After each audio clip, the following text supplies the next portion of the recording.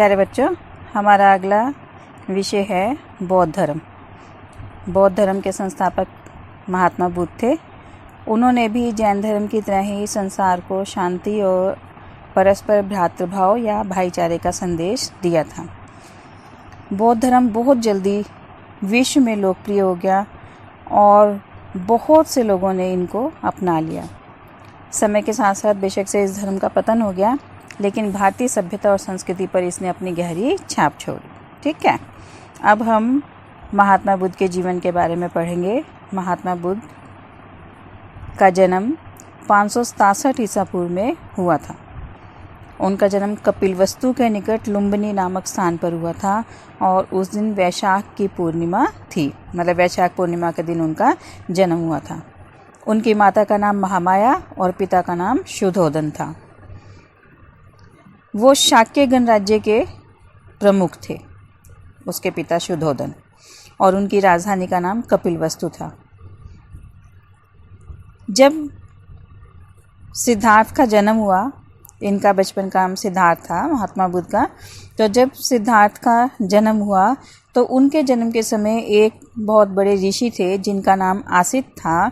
उन्होंने कहा कि या तो ये बालक एक दिन सम्राट बनेगा और या एक बहुत बड़ा धार्मिक पुरुष बनेगा। उनके जन्म के 7 दिन के पश्चात ही उनकी माता महामाया का देहांत हो गया, इसलिए उनका पालन पोषण उनकी माता की छोटी बहन और शुद्धोदन की दूसरी महारानी महाप्रजापति गौतमी ने किया। इनको बचपन से ही बहुत लाड प्यार से इनका पालन पोषण किया गया, क्योंकि ये कुछ गंभीर स्वभाव के थे और एकांत में ही रहना पसंद करते थे। इसलिए उनके पिता ने उनके लिए मनोरंजन के विशेष प्रबंध kiए।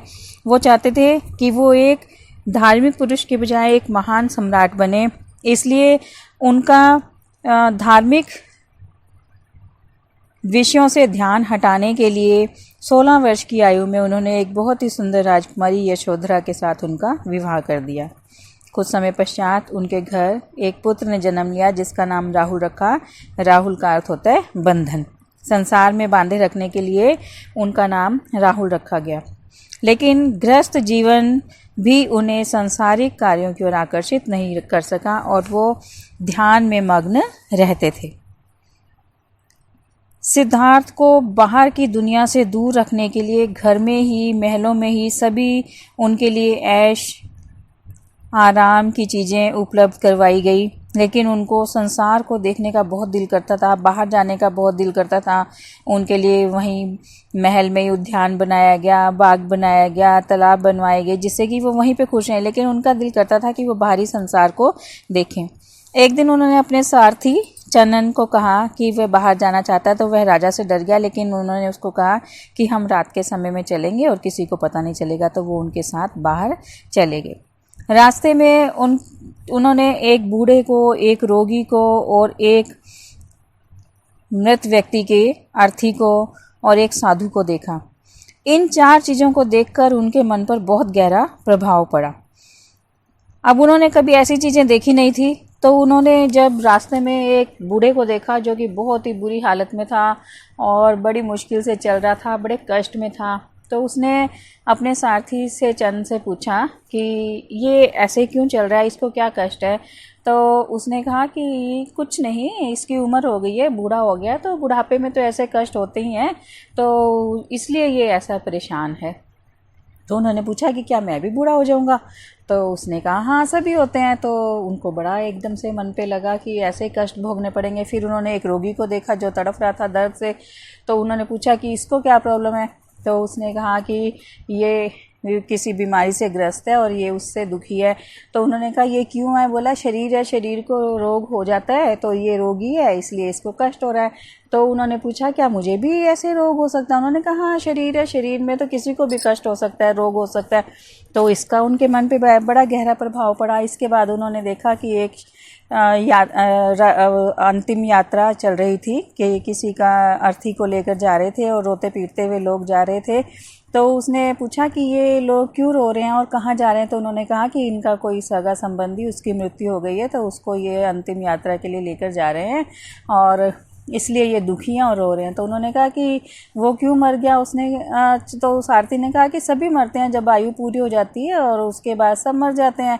तो उन्होंने कहा कि क्या मैं भी मर जाऊंगा। तो उन्होंने कहा हाँ, शरीर है सबका, तो सबको मरना ही होता है। तो उनके मन पे बहुत ही गहरा प्रभाव पड़ा इसका भी कि भी मैं भी मर जाऊंगा। फिर उसके बाद उन्होंने एक साधु को देखा जो कि बहुत ही मस्ती में अपने चल रहा था, भगवान का भजन करता हुआ, नाचता गाता हुआ, उसको किसी की कोई परवाह नहीं थी, वो बड़े खुशी से बड़े आनंद से चल रहा था। तो उन्होंने पूछा कि ये कौन है। तो सारथी ने कहा कि ये एक साधु है। तो बोले ये तो बड़ा खुश है, ये ऐसे नाच रहा है, इसको किसी की कोई परवाह ही नहीं है, कोई आ रहा है जा रहा है। तो उसने कहा कि हाँ, ये विरक्त है, इसको संसार से कोई लगाव नहीं है, इसका ध्यान जो है वो ईश्वर में लग गया और इसके सारे दुख जो हैं वो समाप्त हो गए हैं, तो इसलिए ये बहुत खुश है और भगवान की भक्ति में लीन है। तो उसने कहा अच्छा, भगवान की भक्ति करने से क्या सारे दुख खत्म हो जाते हैं। उसने कहा हाँ, सारे दुख खत्म हो जाते हैं। तो ये बातें करते करते उनको मंथन चलता रहा उनके मन में और वो वापस घर आ जाते हैं। इन 4 रास्ते में जो उन्होंने दृश्य देखे उनका उनके ऊपर बहुत ज़्यादा प्रभाव पड़ा और इससे उन्हें लगने लगा कि जो संसार है वो दुखों का घर है।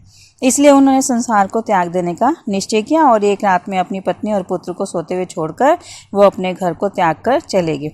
इस घटना को महान त्याग के नाम से जाना जाता है। जिस समय वो घर छोड़कर गए तो उनकी आयु उस समय 29 वर्ष थी। इसके बाद वो पहले मगध की राजधानी राजगाह पहुँचे। वहाँ 2 गुरुओं से उन्होंने शिक्षा प्राप्त की, लेकिन उनके मन को शांति नहीं मिली। उसके बाद वो अपने 5 साथियों को लेकर जंगलों में चले गए। वहाँ उन्होंने 6 वर्षों तक कठोर तप किया, लेकिन उन्हें तब भी ज्ञान नहीं प्राप्त हुआ।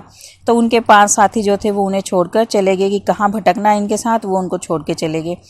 तो अब सिद्धार्थ बोध गया गए, वहाँ एक पीपल के वृक्ष के नीचे बैठ गए। वहाँ जाकर उन्होंने समाधि लगा ली और कहा जाता है कि 48 दिन 48 डेज उन्होंने समाधि लगाई और वहाँ पर वैशाख की पूर्णिमा के दिन उन्हें सर्वोच्च ज्ञान की प्राप्ति हुई।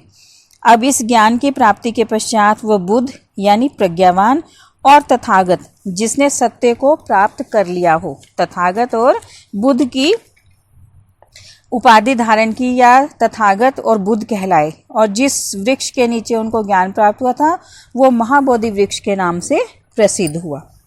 जिस समय उनको ज्ञान की प्राप्ति हुई उस समय उनकी आयु 35 वर्ष थी। ज्ञान प्राप्त करने के पश्चात अब वो अपने धर्म के प्रचार के लिए सारनाथ पहुँचे। उन्होंने यहाँ पर अपना पहला उपदेश जो 5 साथी उनका साथ छोड़कर चले गए थे सबसे पहले उनको दिया। वो बुद्ध के अनुयायी बन गए और इस घटना को धर्म चक्र परिवर्तन के नाम से जाना जाता है। क्या कहा जाता है इस घटना को? धर्म चक्र परिवर्तन। जहाँ उन्होंने अपने पहले जो साथ छोड़ गए थे 5 साथियों को अपना पहला उपदेश दिया था, उस घटना को धर्म चक्र परिवर्तन के नाम से जाना जाता है। महात्मा बुद्ध ने इसके पश्चात 45 वर्ष तक स्थान स्थान पर अपने उपदेशों का प्रचार किया या अपनी शिक्षाओं का प्रचार किया। इसका लोगों के ऊपर गहरा प्रभाव पड़ा और बहुत से लोग उनके अनुयायी बन गए, जिनमें मगध के शासक बिम्बसार, अजातशत्रु, कौशल का शासक प्रसेनजीत, कौशाम्बी का शासक उदयन, वैशाली की प्रसिद्ध वेश्या आम्रपाली, कपिलवस्तु के शासक शुद्धोधन जो कि महात्मा बुद्ध के पिता थे, और उनकी महाप्रजापति रानी गौतमी और उनकी स्वयं की पत्नी महात्मा बुद्ध की पत्नी यशोधरा और उनका पुत्र राहुल भी उनके शिष्यों में शामिल थे। इस तरह से महात्मा बुद्ध ने भटकी हुई मानवता को ज्ञान दिया, उसका मार्ग दिखाया और 487 ईसा पूर्व में जब उनकी आयु 80 वर्ष थी तब कुशीनगर में वैशाख पूर्णिमा के दिन उन्होंने अपने शरीर को त्याग दिया। और इस घटना को किस नाम से जाना जाता है? महापरिनिर्वाण के नाम से जाना जाता है। और महापरिनिर्वाण से पूर्व उन्होंने अपने शिष्यों को ये कहा कि तुम सब अपने लिए खुद ही ज्योति बनो, क्योंकि तुम्हें खुद ही अपनी मुक्ति का रास्ता ढूंढना है। मतलब जब उनके शिष्यों ने कहा ना कि आप चले जाओगे तो हम कैसे रहेंगे, आप मत जाओ हमारा साथ छोड़कर, तो उन्होंने कहा कि कोई किसी के साथ नहीं रहता हमेशा, इसलिए तुम खुद अपनी ज्योति बनो, क्योंकि तुम्हें खुद ही अपनी मुक्ति का रास्ता ढूंढना है। ठीक है, ये हो गया उनका जीवन परिचय। अब है उनकी शिक्षाएं। महात्मा बुद्ध ने अपनी शिक्षाएं जो लोगों को दी वो बहुत ही सरल और सीधी थी। उनकी शिक्षाओं को सूत पिटक में दी गई कहानियों के आधार पर दोबारा से लिखा गया है। उन्होंने अपनी शिक्षाओं का प्रचार पाली भाषा में किया था, जो कि उस समय आम लोगों की बोलचाल की भाषा थी। इसका लोगों के ऊपर बहुत ज़्यादा प्रभाव पड़ा, लोगों को बहुत आसानी से समझ आ गई और दिन प्रतिदिन उनके शिष्यों की संख्या बढ़ने लगी। ठीक है, अब उनकी शिक्षाएं कौन सी हैं? पहली शिक्षा उनकी 4 महान सत्य।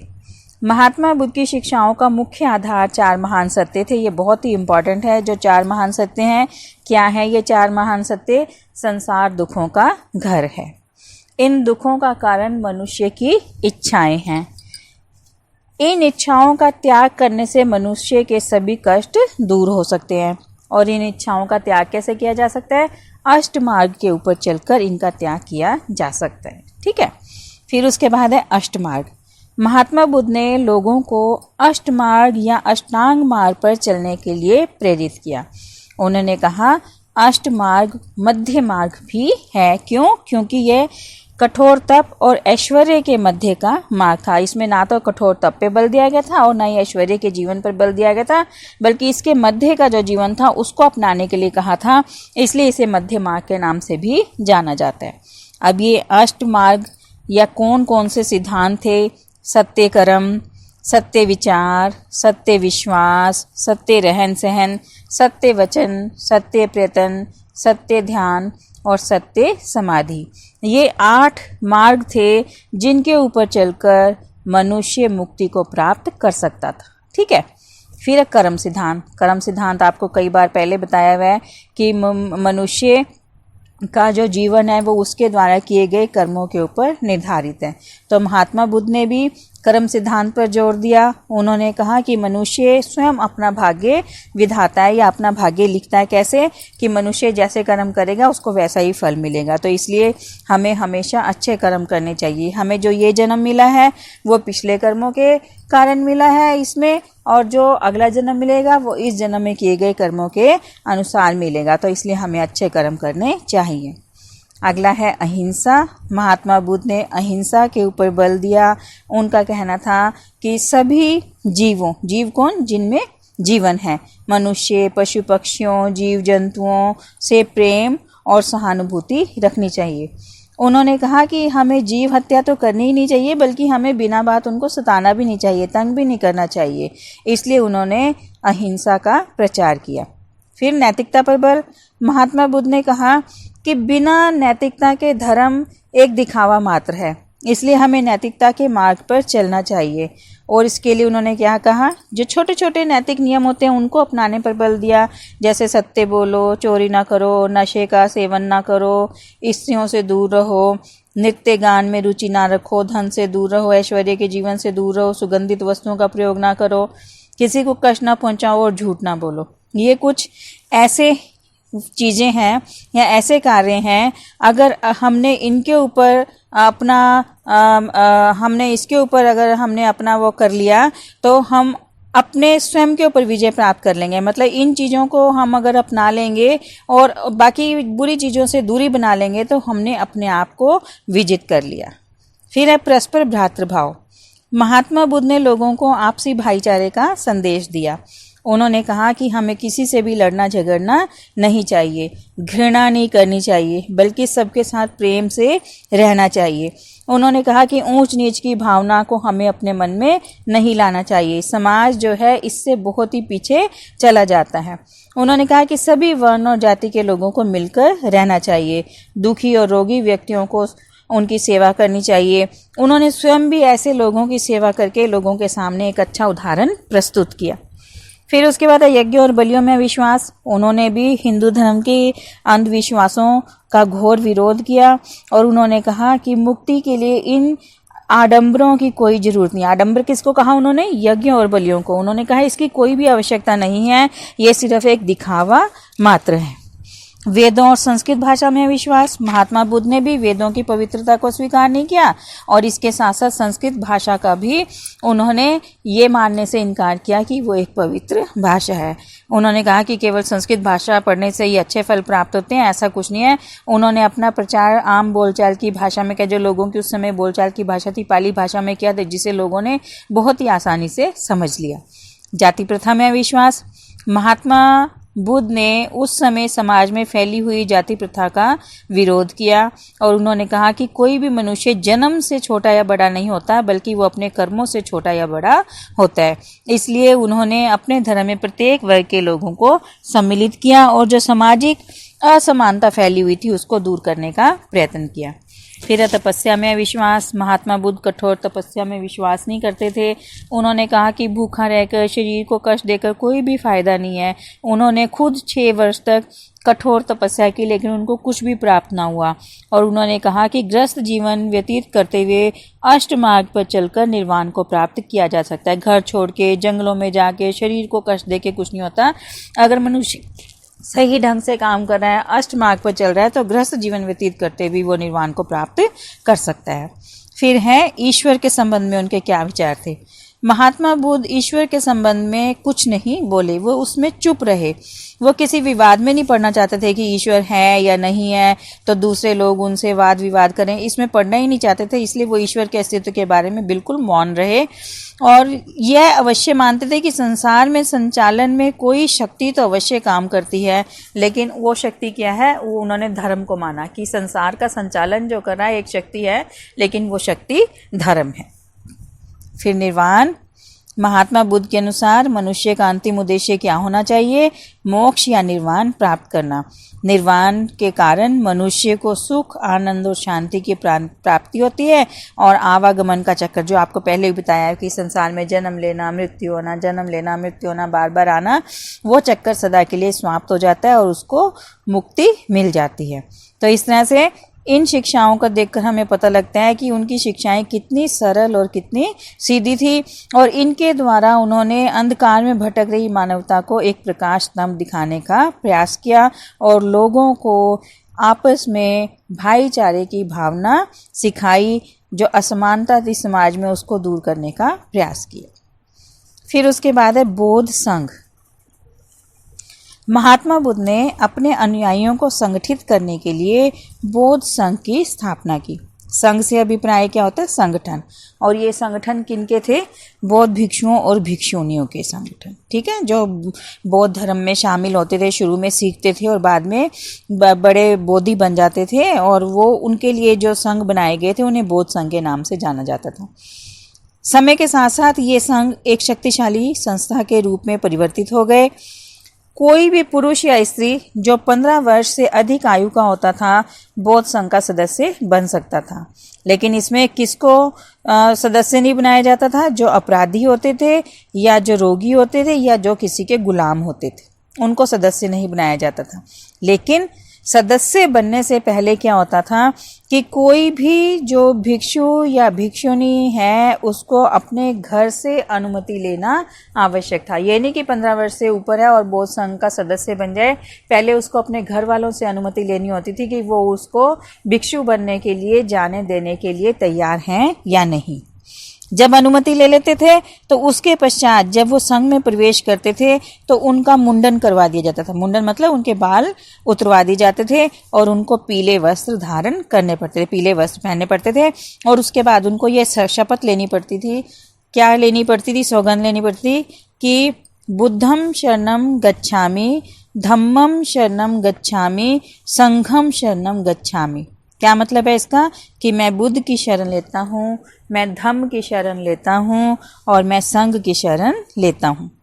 संघ के सदस्यों को बहुत ही कठोर और अनुशासित जीवन व्यतीत करना पड़ता था और कई नियमों का पालन करना पड़ता था। जो नियम उनको पालन करने पड़ते थे उनमें से कुछ हैं ब्रह्मचर्य का पालन करना, किसी जीव को कष्ट ना देना, दूसरों की संपत्ति की इच्छा ना करना, सत्य बोलना, नशीले पदार्थों का सेवन ना करना, नृत्य गान में भाग ना लेना, सुगंधित वस्तुओं का प्रयोग ना करना, गद्देदार बिस्तर पर ना सोना और अपने पास धन ना रखना और निश्चित समय को छोड़कर किसी अन्य अवसर पर भोजन नहीं करना। जो समय उनके लिए बनाया गया उसी समय पर भोजन करना है, उसके बाद आगे पहले नहीं करना। पहले इन संघों में केवल पुरुषों को ही सम्मिलित होने की अनुमति दी जाती थी, लेकिन बाद में महात्मा बुद्ध के एक शिष्य थे जो उनके सबसे प्रिय शिष्य थे, उनका नाम था आनंद। उनके आग्रह पर स्त्रियों को भी संघ में सम्मिलित होने की इजाज़त दे दी गई। क्यों? क्योंकि उनकी जो उपमाता थी, उपमाता मतलब कि उनकी माता की मृत्यु के पश्चात जिन्होंने उनका पालन पोषण किया था, महाप्रजापति गौतमी, वो संघ में सम्मिलित होना चाहती थी। तो संघ में सम्मिलित होने वाली प्रथम भिक्षुणी महात्मा बुद्ध की उपमाता महाप्रजापति गौतमी थी। ठीक है। इसके पश्चात बहुत सी स्त्रियां संघ में सम्मिलित हुई और आगे चलकर वो थेरी बनी। थेरी कौन होती थी? जो निर्वाण प्राप्त कर लेती थी। ठीक है, मोक्ष प्राप्त कर लेती थी, उनको थेरी कहा जाता था। संघ में शामिल होने वाले जो भिक्षु भिक्षुणियां थी, उनको पहले सबसे 10 वर्ष तक किसी भिक्षु से प्रशिक्षण लेना पड़ता है। जैसे स्कूल में पढ़ते हैं ना, प्रशिक्षण लेते हैं, उसके बाद ही आप आगे कोई ट्रेनिंग करेंगे, फिर वो आप शिक्षा दे सकते हैं, आप टीचर बन सकते हैं। तो ऐसे ही जो भिक्षु भिक्षुणी थे, उनको जब वो शामिल होते थे संघ में, तो उनको पहले किसी भिक्षु से प्रशिक्षण लेना पड़ता था। इसमें सफल होने के पश्चात उनको संघ का सदस्य बना लिया जाता था। संघ के सभी सदस्यों को सादा और पवित्र जीवन व्यतीत करना पड़ता था और वो अपना निर्वाह कैसे करते थे?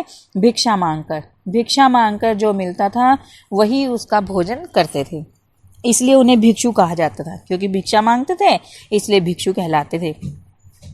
वर्षा ऋतु के जो 4 महीने होते हैं, उनको छोड़कर पूरा वर्ष वो विभिन्न स्थानों पर घूमकर धर्म का प्रचार करते थे और इनके लिए समय समय पर विशेष बैठकें बुलाई जाती थी। इन बैठकों में सभी सदस्यों को भाग लेने की अनुमति थी। प्रत्येक बैठक में कम से कम 10 सदस्य उपस्थित होते थे। सभी निर्णय जो थे वहाँ बहुमत से लिए जाते थे। इसके लिए कई बार गुप्त मतदान भी करवाया जाता था। सदस्यों में मतभेद होने पर उस विषय का निर्णय उस उद्देश्य के लिए स्थापित उप समितियों द्वारा किया जाता था। इन बौद्ध संघों ने बौद्ध धर्म के विकास में बहुत ही महत्वपूर्ण भूमिका निभाई।